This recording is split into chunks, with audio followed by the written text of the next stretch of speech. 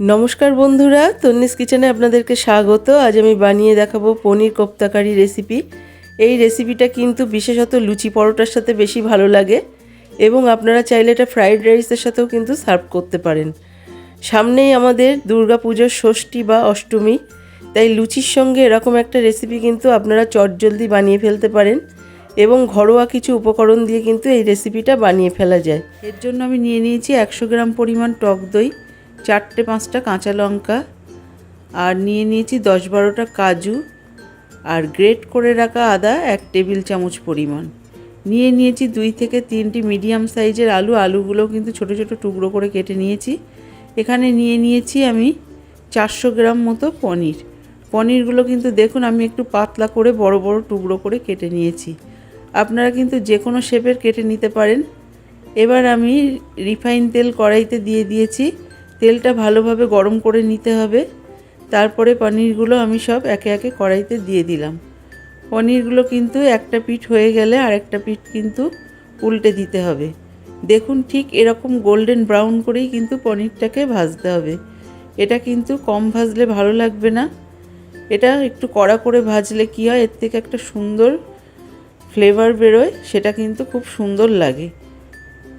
এবারে আমি পনিরটা ভাজা হয়ে গেছে, আমি একটা পাত্রে তুলে নিচ্ছি। একই তেলে দিয়ে দিচ্ছি সামান্য গোটা জিরে ফোড়ন।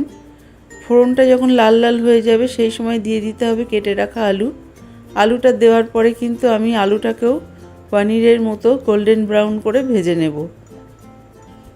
এরপরে আলুটা যখন কিছুটা ভাজা হয়ে যাবে তারপরে দিয়ে দেব 2টো এলাচ, 2টো লবঙ্গ আর 2 টুকরো দারচিনি। এলাচটা কিন্তু আমি একটু মুখটা ফাটিয়ে দিয়েছি। দেওয়ার পরে আমি ভালো করে একটু আলুটাকে কষিয়ে নিচ্ছি। এরপরে দিয়ে দিচ্ছি স্বাদ মতো নুন। আলুটা যখন একদম গোল্ডেন ব্রাউন হয়ে গেছে সেই সময় দিয়ে দিলাম গ্রেট করে রাখা আদাটা কিন্তু আপনারা বাটা আদা দিয়েও বানাতে পারেন, আমি এখানে গ্রেট করে নিয়েছি।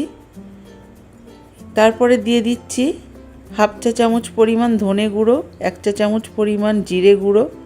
এই ধনে জিরে গুঁড়োটা দেওয়ার পরে কিন্তু আমি 30 সেকেন্ড মতো একটু কষিয়ে নেব। এই সময় কিন্তু গ্যাসের ফ্লেমটা একদম কমিয়ে দিতে হবে। দিয়ে দিচ্ছি 1 চা চামচ পরিমাণ লঙ্কার গুঁড়ো। এখানে আপনারা চাইলে একটু কাশ্মীরি শুকনো লঙ্কার গুঁড়ো ইউজ করতে পারেন, তাতে কিন্তু কালারটা খুব ভালো আসবে। আর এখানে দিয়ে দিচ্ছি আমি টক দই, কাজু আর কাঁচা লঙ্কা একসাথে ব্লেন্ড করে রেখেছিলাম, সেটা এখানে দিয়ে দিলাম। এবং আমি এখানে টক দই, কাঁচা লঙ্কা, কাজুর পেস্ট দেওয়ার পরে দিয়ে দিচ্ছি 2টো তেজপাতা। এই তেজপাতাটা দেওয়ার পরে কিন্তু গ্যাসের ফ্লেমটা একদম লোতে রেখে দিতে হবে এবং মিনিটখানিক কষিয়ে নিতে হবে। এবারে আমি যে বাটিতে কাজু বাদাম বাটা ছিল সেই বাটিটা ধুয়ে 1 বাটি পরিমাণ জল এখানে ঢেলে দিলাম। এখানে মশলাটা যাতে তলা থেকে না লেগে যায় সেই কারণে আমি জলটা দিলাম। জলটা দেওয়ার পরে আমি এখানে পনিরগুলো আলুর মধ্যে দিয়ে দিচ্ছি। দেওয়ার পরে আমি আরও 1 মিনিট মতো এরকমভাবে কষিয়ে নিলাম। নেওয়ার পরে আমি এবার দিয়ে দিচ্ছি পরিমাণ মতো জল।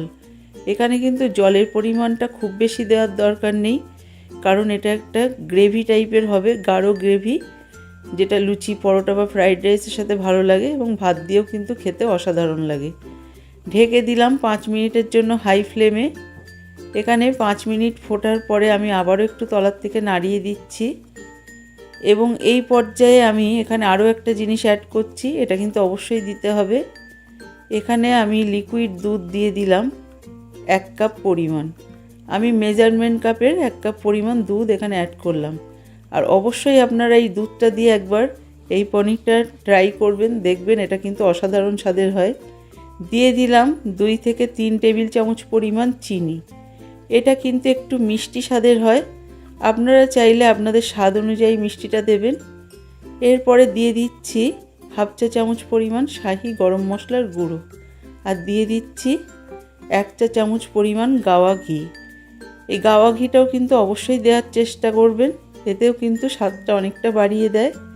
এরপরে আমি একটা বাটিতে আপনাদেরকে সার্ভ করে দেখাচ্ছি। আমার এই রেসিপিটা যদি ভালো লাগে অবশ্যই সাবস্ক্রাইব করবেন, লাইক দেবেন এবং শেয়ার করবেন।